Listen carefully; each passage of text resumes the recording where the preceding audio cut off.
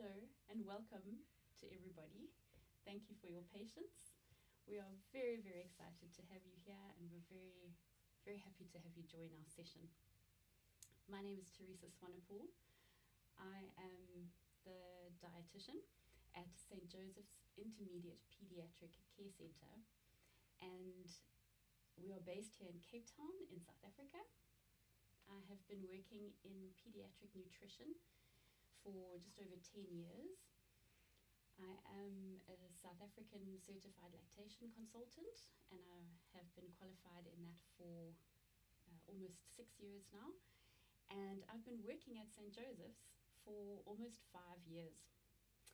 And the reason why we are here today is because for the first time, we get to celebrate and raise awareness around Breastfeeding Week, which runs from the 1st to the 7th of August.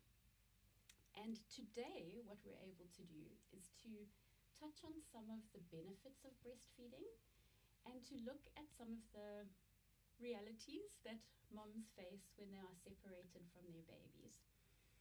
And we want to look specifically at how St. Joseph's is able to support breastfeeding mums during those times. And we'd like to invite you to help us to continue this conversation even after the session by just dropping a comment or a question in the comment section, and we'll be sure to get back to you with some answers. And with that, I would like to welcome my colleague, Michaela Gillespie. Hello, Michaela. Michaela is the Speech and Language Therapy Department Supervisor, and at St. Joseph's that means she's also my supervisor as part of the nutrition and feeding team. And it's great to have you here. So Michaela, can you tell us a little bit about how long you've been at St. Joseph's? Sure. I think I started in 2015, so that's going on almost 9 years now. Yes. So it's a very long time. Yes. Yeah. Sure. And could you share with us today a little bit about what Breastfeeding Week specifically means to you? So Breastfeeding Week for me is a very significant week. During Breastfeeding Week last year, my daughter was born. Yes. So it was the week that I became a mom and started my breastfeeding journey. Yes. And so this week is the anniversary of our breastfeeding journey, and it's also my little one's first birthday. So it's quite a big week for me. And it's just great to have this platform to speak about it, and that there is such a week that exists, that we can celebrate this amazing thing and acknowledge it. And with that, a huge congratulations for reaching that milestone. Thank you. And yes, we also have an opportunity to discuss some of the benefits of breastfeeding, which, as we know in the academic world, is just very well documented about the benefits of breastfeeding for both the baby and the mom. Yeah. And some of the highlights that stand out there, especially that I'd like to touch on, is for the baby, we look at the type of proteins that one finds in breast milk, and those proteins are lovely and soft, and they allow for easy digestion, and the types of proteins that are in there also help to protect against different types of allergies as well. And a huge bonus of breast milk is that the mom's code for her immune system, her antibodies, get copied into her breast milk, and that really goes a far way in helping babies' immunity as well, just giving them that extra layer of defense against different conditions, medical diseases. So, the benefits extend to things as scientific and intricate as stem cells, which help with cellular repair. That is just phenomenal.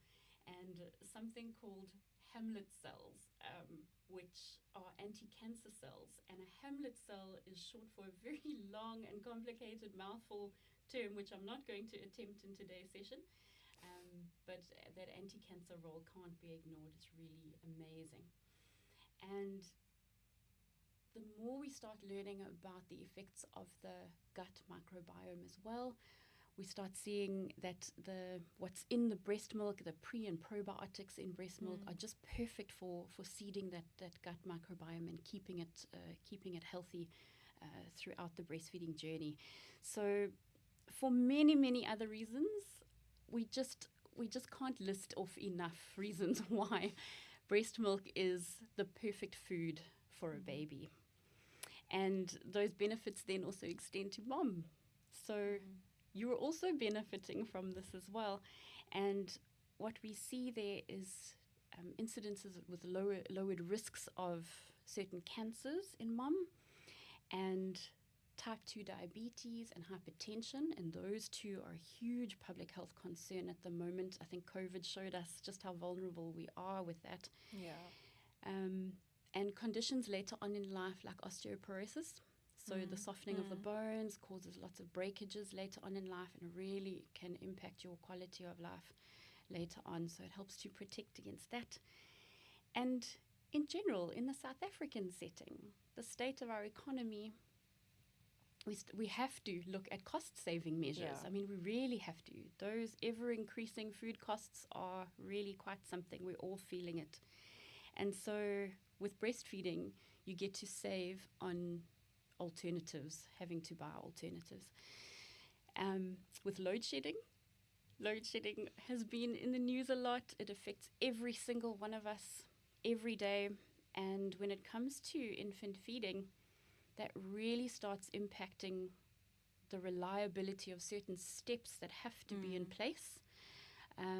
If you're not breastfeeding, so that's things like being able to boil water, being able to cool it down, and sterilizing feeding equipment, that kind of thing. So, that's unfortunately a reality in this country, and breastfeeding just helps to negate some of that, which is great. And I'm originally from Durban, in KwaZulu-Natal, and I am just reminded of the terrible situation that we went through not too long ago with the riots. Yes. And that really impacted the food security of a lot of babies. And I just couldn't help but keep the breastfeeding mums in my heart in terms of knowing that those babies were safe, they were protected, and they could continue to receive breast milk uninterrupted, which was great. And so we look at how long breastfeeding is supposed to continue through the life of the child, and the World Health Organization recommends exclusive breastfeeding for 6 months, which means no food, no other food except breast milk for the first 6 months of life, and then to continue breastfeeding for 2 years and beyond. And maintaining that journey is tricky in some circumstances. And so one of the scenarios where a separation might impact the breastfeeding relationship is going back to work. And so I would like to ask if you could share a little bit about what your experiences were like around coming back to work. What did you experience? Yeah. So breastfeeding for me was something that was really important. I mean, you touched on all of the nutritional benefits, and you emphasized the benefits for the mom as well, which is always quite reassuring to know that it's benefiting me too. I think for me, it's also been a really special experience, and I think that that's something that's immeasurable, that bonding that you get from breastfeeding your little one. And don't get me wrong, it's not been without its challenges. We can't ignore the challenges that come with becoming a mom. And but returning to work has been almost seamless, if I can put it like that. Okay. And in the sense that I've my little girl breastfeeds on demand, and I had maternity leave in place to benefit me when she was little, to ensure that I was around for the early stages of her life, so I could breastfeed on demand and set up that breastfeeding relationship, and establish lactation effectively. And then on returning to work, it's been amazing to see the support that's come from that. We have a lactation room that I can use. Yes. That's sanitary that I can express. And there's storage facilities if I need them.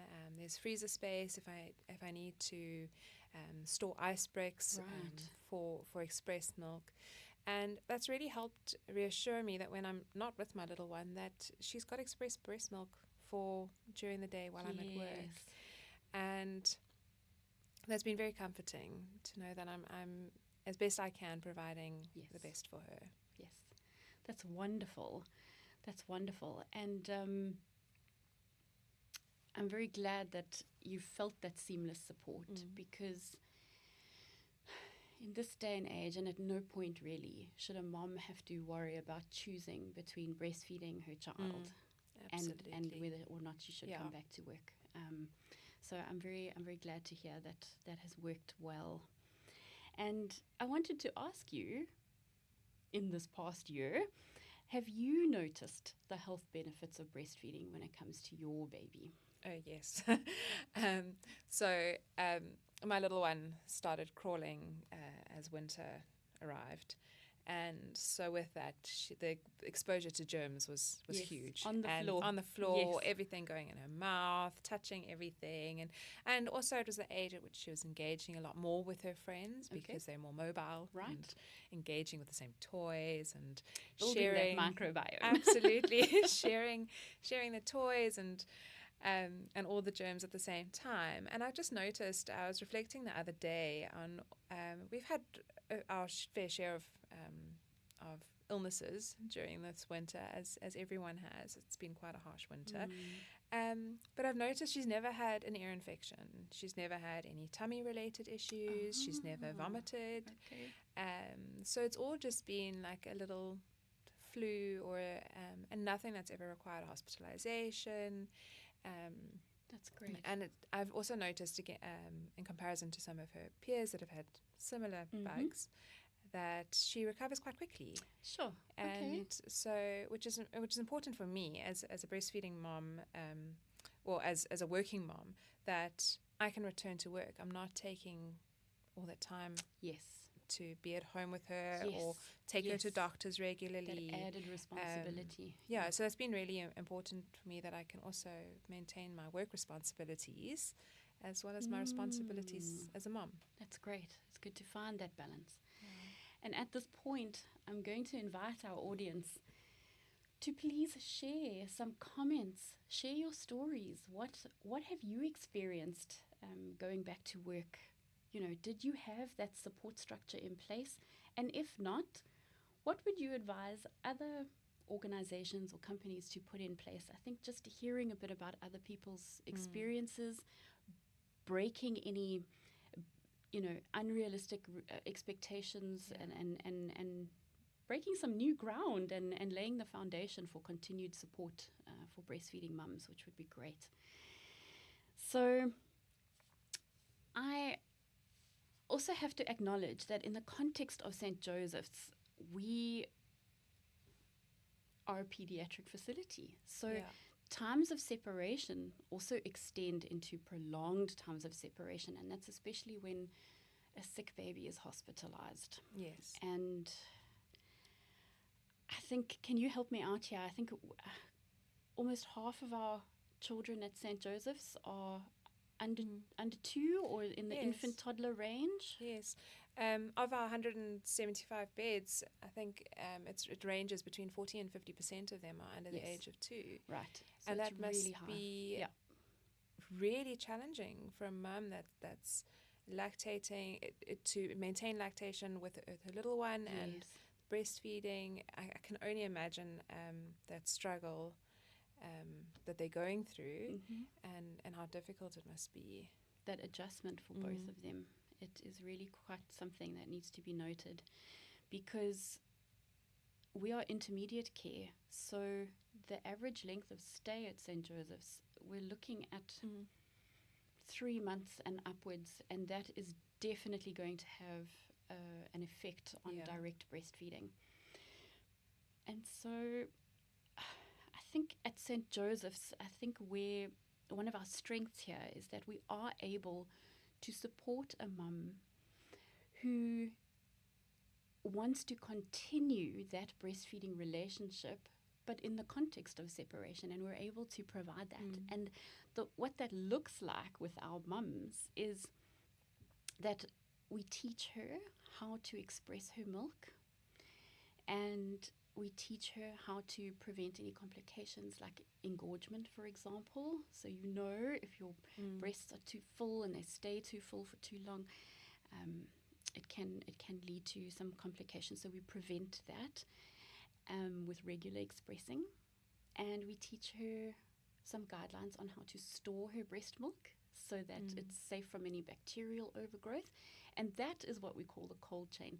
So there are various references that guide us and tell us that breast milk can be kept at room temperature for 4 to 6 hours, express breast milk, 4 to 6 hours, for about 4 or 5 days in the fridge, and then 3 to 6 months in a freezer, depending on what type of freezer you have. So one of those big chest freezers is up to 6 months, which is really quite amazing. But in the South African context, and because we service mums from all over the Western Cape, we go for the lower end of that, and we kind of stick to the rule of 4. So 4 days in the fridge, and 4 months in the freezer, so then we know we're safe. Okay. And the Department of Health has really helped us with this. They don't ever hesitate to provide some equipment that's needed to maintain that cold chain. So they supply us with a little cooler box and an ice brick that mom can use to keep the milk cold, so that when she's traveling to St. Joseph's, as often as she can, multiple times a week, once a week, doesn't matter, she can drop off her breast milk. We have a receiving procedure. It goes straight into the ward fridge, and the milk then is prioritized for her baby. So baby gets that milk first. And in that way, I'm so proud of the fact that we can just include mum and really highlight her role in being a crucial part of the multidisciplinary team and playing an active part in her baby's wellness. Yes. And we are hoping for a reduced length of stay.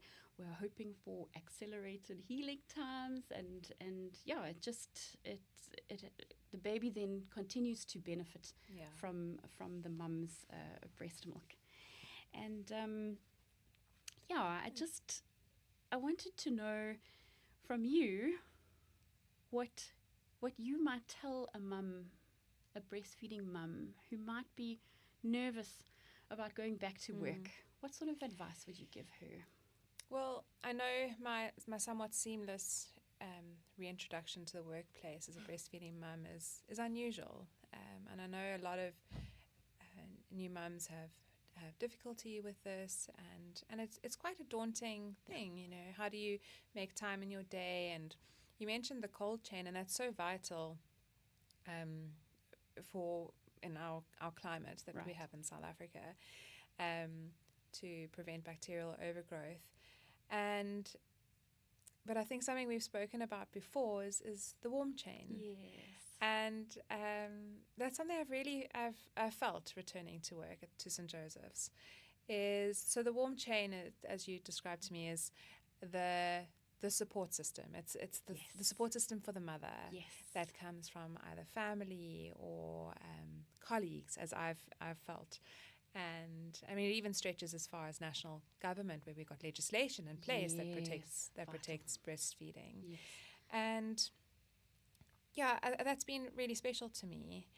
And I want to encourage other moms that may be daunted by this task or going through it with challenges to reach out to your workplace and establish what workplace policies are in place for protecting breastfeeding, and to reach out to colleagues for support. I think that's been one of the biggest things for me, is that being open about it. It's breastfeeding, it's nutrition for my child. It's not some taboo thing that I'm going through. So And sharing the benefits of breastfeeding. I think spreading the word about how amazing it is, and like I mentioned, how it can actually how it can actually benefit the workplace as well is so important. And something I've also done in the past that I think has helped me on this journey is seeking the professional lactation support. Mm-hmm. So looking for that support where you need it and familiarizing yourself with a lactation consultant was really beneficial for me in this process. That's great. Sure. Yeah, and I'm interested to hear from you, Theresa. What does breastfeeding mean to you? What does it mean to me? Well, I started my career in rural KZN, and I started to come across some very shocking scenarios of the high rates of malnutrition that we had. And I'm not just talking about stats and numbers. I'm talking about tiny babies that were just fed inappropriately. Yeah. And it highlighted such a huge gap to me that, these babies would come to hospital, but they've already reached that state that they need to be in hospital. And conversely, because there was a maternity unit at the hospital where I worked, I got to see how the breastfed babies were thriving. I mean, it was really incredible, and especially when we started focusing on antenatal support. And so that just highlighted a big gap in terms of support and education. And it inspired me to take a special interest in infant feeding and to study further and to put some more tools in my toolkit there.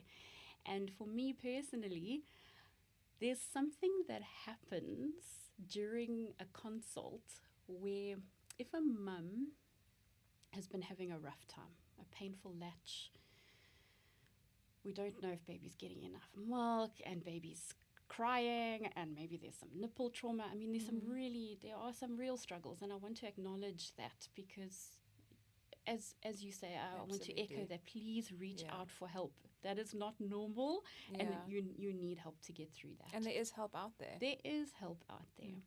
And so what happens with me specifically in that consult is that as soon as mum latches the baby, I have a look at what's going on. I can see her grimace. I can see her wince. I can see her pull away from baby.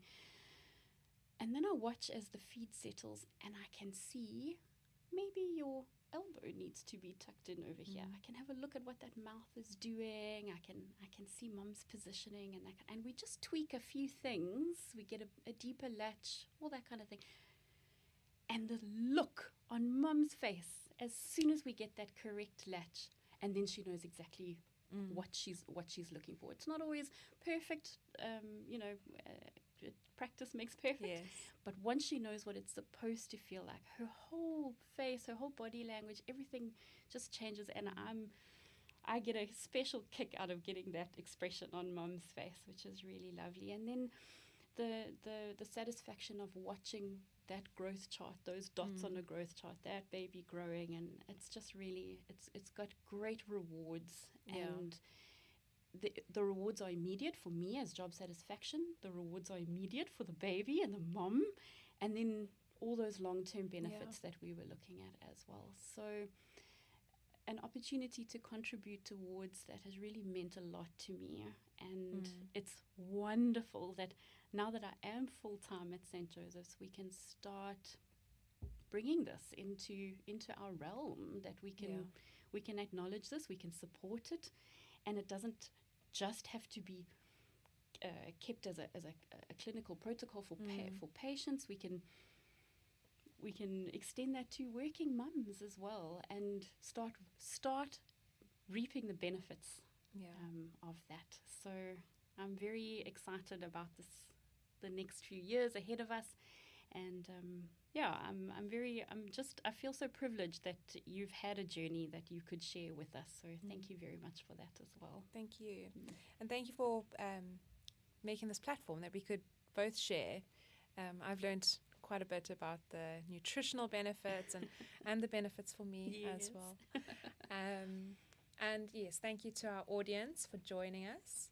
And just a reminder to please add your contact details so that we can get back to you with responses to any of the questions.